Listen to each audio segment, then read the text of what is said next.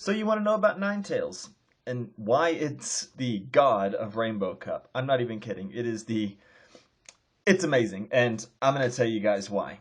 But first, if you're new here, make sure you click on that subscribe button down below and ding the notification bell so you guys can get notified on all the latest tips, tricks, and team building strategies for Rainbow Cup and pretty much all the Silph Cups to come, because that's what we do.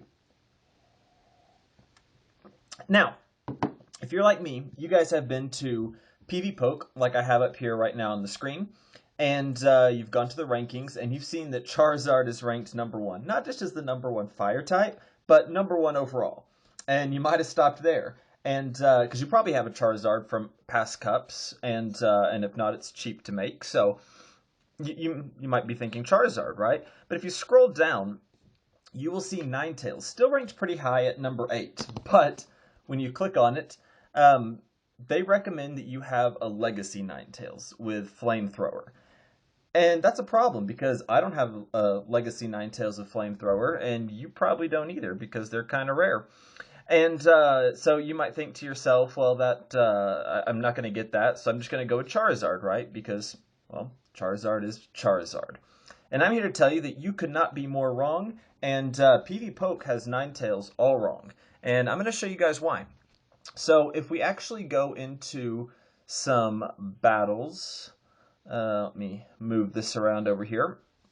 Let's run some simulations, and we will talk about Ninetales here. So when you think about your fire type, you kind of have to think like, what is the purpose that you're trying to accomplish when you bring this Pokemon to a match, or with any Pokemon, not just Ninetales. But with the fire types in this cup, you are largely wanting them to counter the grass and the bug, and maybe have a decent matchup against something that's steel. Although most of the steel types have that bug subtyping, so it's not as important. But maybe like a Magneton or something that you'll pick up.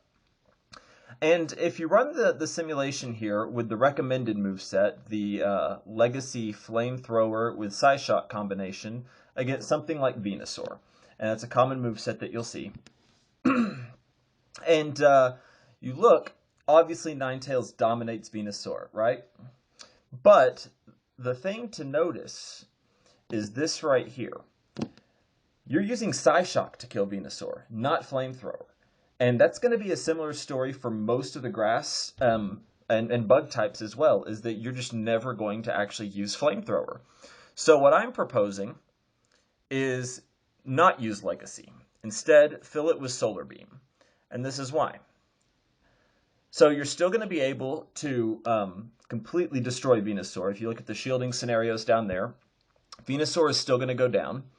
And we'll just run through several of the Pokemon that you are likely to encounter here. So Victory Bell with Razor Leaf, I think, will also make an appearance. And you dominate Victory Bell without any problems whatsoever. Ivysaur is going to be the same, just because it doesn't really matter what moveset I put on this Ivysaur, just because it has that poison subtyping, so Psyshock is just going to own it. Now, the only interesting grass types that you will run up against by not having this Legacy Flamethrower is going to be Meganium. Is about the only one it makes a difference on. So Meganium with Vine Whip Frenzy Plant, you still win in a one shield versus one shield matchup, which is the matchup that I like to pay attention to the most because I think it's the most realistic as far as to what you'll see in actual practice. So you can see you still have the matchup won there using Psyshocks. You just don't win in the no shield versus no shield situation. But let's face it, you're probably going to end up shielding, especially if you're just aware that you have to do that versus Meganium. Then you'll be able to do that. If we look at Exeggutor, Confusion, Seed Bomb, Solar Beam, I believe is going to be most popular there. You still dominate Exeggutor just because of the fire spins. So that really, by not having Flamethrower, you're not sacrificing any of your grass matchups at all. Sorry, I'm thirsty. And if we look at the bug typings, it's going to be the same story. So if we look at Fortress, you'll see that you kill Fortress pretty much with just Fire Spins alone. You don't even really need to use Psyshock. Can't speak tonight. You don't really even need to use it, even though the situation does, because these Fire Spins do 15 damage each. So about, 12 Fire Spins is all it takes to kill Fortress because it has that double weakness. So you still pick up Fortress. Scizor, if I can spell. Let's look at Scizor. Same story. Like, you only need just a few Fire Spins to take it down. It dominates this matchup.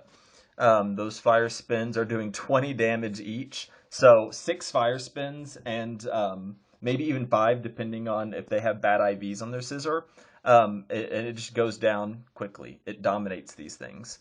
Beedrill is going to be another really common bug that we'll probably run into. I'm not sure which moveset we need here. Probably that one. But either way, it doesn't matter because Fire Spins and Psyshock are just going to destroy Beedrill. Scyther, similar story. Yeah, that's the correct one. Ninetales is going to dominate Scyther.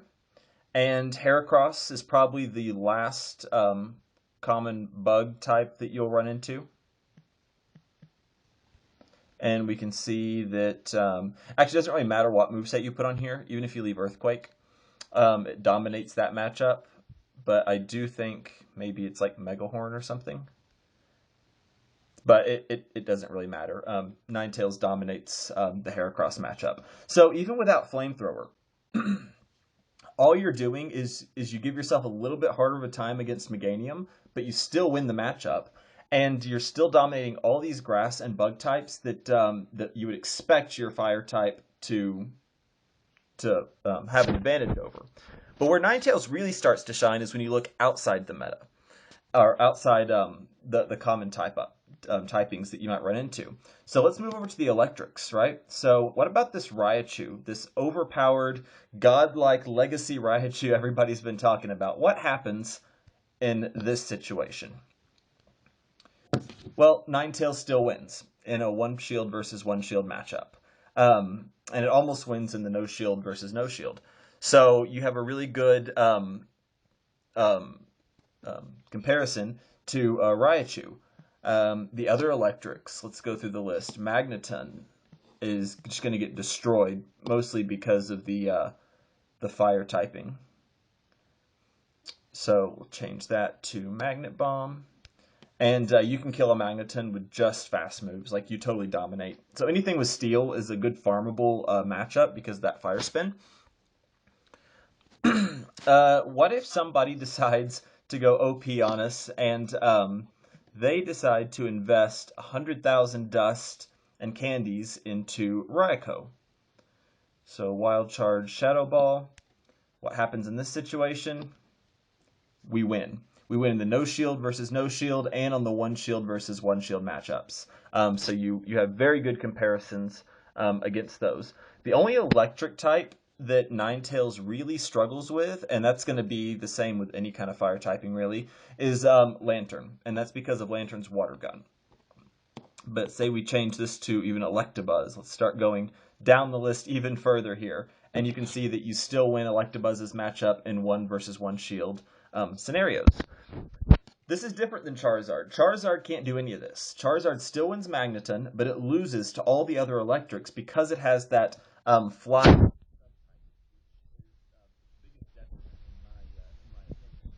So you're picking up all the grass, all the bug matchups, all the electric matchups that aren't Lantern.